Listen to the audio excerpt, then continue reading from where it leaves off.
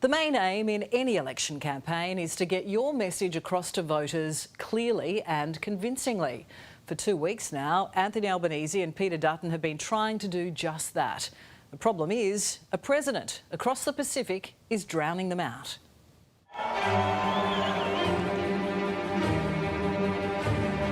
We're going to have to go through a little tough love, maybe. This is not the act of a friend. They're wonderful people and wonderful everything, but they ban American beef. This is a bad day for our country, and it's not the treatment that Australians deserve. The US president stands accused of putting the world on the brink of a global trade war. We'll engage diplomatically in a considered way. I'm telling you, these countries are calling us up, kissing my ass. It's monstrously unfair, but that's the President of the United States, and that's what he wants.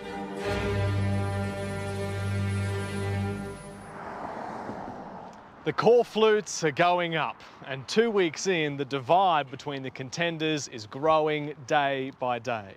But the leaders in this race share a common problem.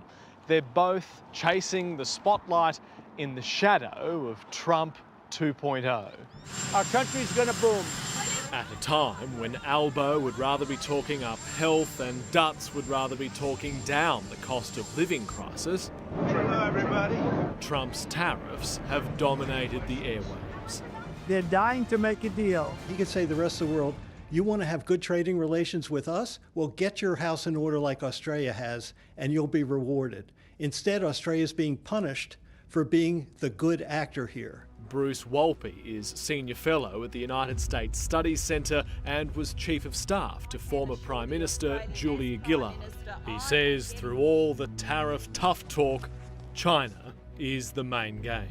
He believes that shock therapy is necessary to really get China to pay attention and act responsibly.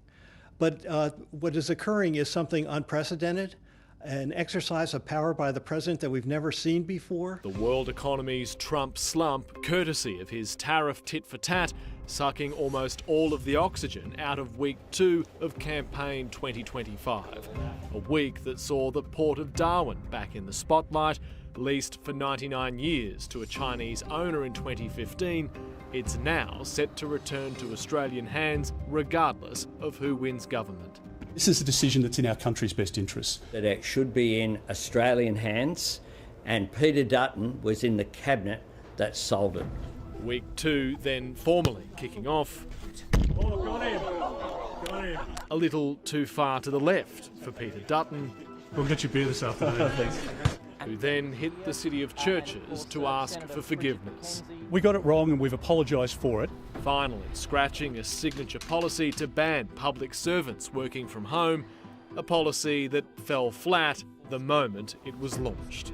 Work from the office 5 days a week. Thank you. There we go. I got a round of applause for that. Wow. Support a little louder at a rally in Tasmania. He promised to slash foreign student numbers by 30,000 to relieve housing pressure. Our plan is a positive plan for our country. Our positive plan for building Australia's future. Anthony Albanese announcing $2.3 billion to slash $4,000 off the cost of home battery installations from July. The upfront cost of a battery is too high for too many people. We're going to fix that. Both sides also pledging to fix the mental health system. The Coalition by doubling the number of free sessions covered by Medicare to 20, Labor with $1 billion package for more mental health clinics. We want to provide more support for more people in more locations, and that's what today's announcement will do. But it's anxiety over international unrest shaping the contest. There's a degree of uncertainty about where the world is going. When you're uncertain, you're hesitant. Evident in the first question of the first debate of the campaign. We came out of COVID and the economy did really well after that.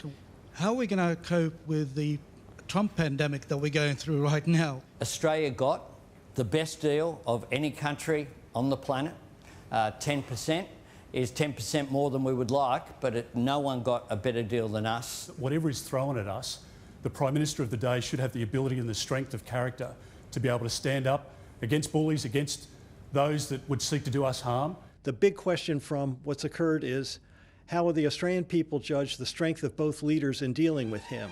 Now, Dutton is really trying hard to get that mantle, but Albanese is exercising power as PM, and he's been very steady. And so there could be a hidden boost for Prime Minister Albanese as to how this has played out. Whoever winds up in the lodge, He will be a force to be reckoned with as long as he is President of the United States. And strap yourself in, we've still got 3 weeks to go until we go to the polls.